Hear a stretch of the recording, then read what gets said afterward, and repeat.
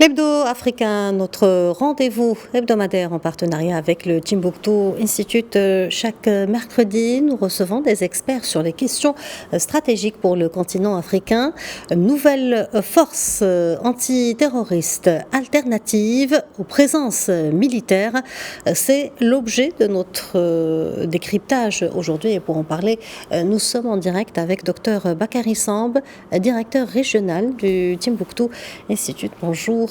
Docteur Bakary Samb, et merci d'être avec nous. Bonjour et merci de votre invitation. Alors, Bakary Samb, vous êtes un des plus grands experts sécuritaires dans le Sahel lors d'un sommet sur la sécurité tenu cette semaine à Abuja. Des dirigeants de la région ont émis l'idée d'une force en attente contre le terrorisme. Certains s'empressent de dire que c'est encore une force de plus. Est-ce vraiment votre avis ?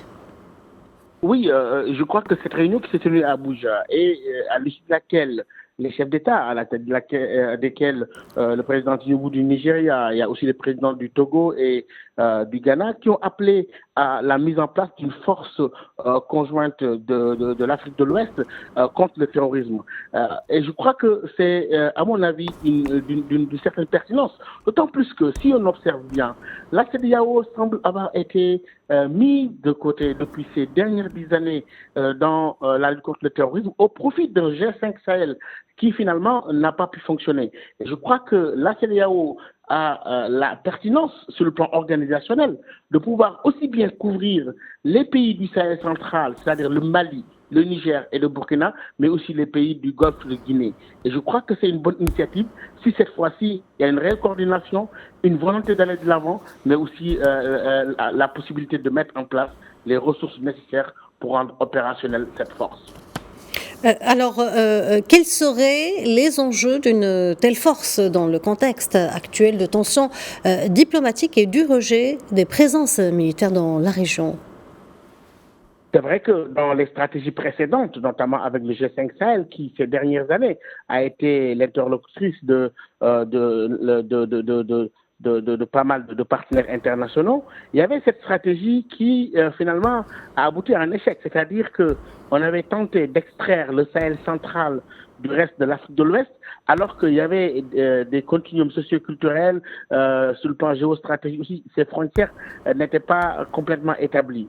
Maintenant, avec le Mali, le Burkina Faso et le Niger, dont on sait les relations difficiles avec la CEDEAO, mais aussi dans un contexte où un pays comme le Niger demande aux forces étrangères, y compris américaines, de quitter leur territoire. Je crois que l'enjeu est que les pays africains, les pays de la sous-région, puissent se retrouver autour d'une synergie avec le leadership de la CEDEAO, où le Nigeria aussi est assez conscient aujourd'hui de la reprise des attaques de Boko Haram, Nigeria fort, mais aussi des pays motivés autour de l'essentiel, c'est-à-dire une force qui pourrait lutter contre le terrorisme efficacement, sans oublier aussi la prévention de l'extrême violence qui a été mentionnée dans le document pour que les causes structurelles soient aussi adressées et qu'on ne se limite pas seulement à une perspective purement militaire qui, à mon avis, ne suffit pas à faire éradiquer ce phénomène.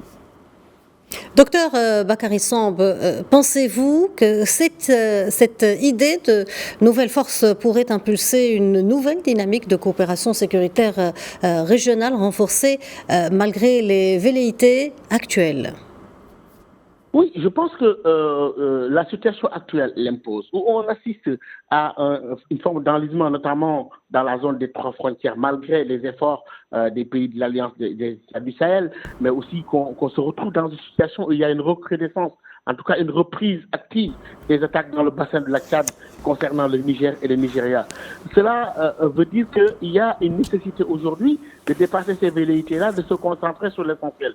Mais cela demande un certain niveau de dépassement au niveau de ces velléités diplomatiques qu'il y a, de ces divergences dans la région, et de se concentrer sur ce phénomène-là, d'autant plus que avec ce vent de souverainisme où les pays africains demandent de plus en plus des solutions africaines, eh bien, c'est le moment de prendre au rebond cette opportunité-là et de se concentrer sur l'essentiel en oubliant ses velléités et de faire de la lutte contre le terrorisme une priorité, mais encore une fois, sans négliger les approches préventives pour certains pays, mais aussi sans perdre de vue la nécessité d'une lutte coordonnée, d'une lutte menée par tous les pays, mais en y mettant les moyens pour que, enfin, qu'on sorte de cette dépendance sécuritaire et une délégation de la sécurité qui, à mon avis, doit rester dans le domaine de la souveraineté des États. Docteur Bakary Samb, je vous remercie d'avoir répondu à nos questions. Merci pour cet éclairage et je rappelle que vous êtes directeur régional du Timbuktu Institute. Merci de votre aimable invitation.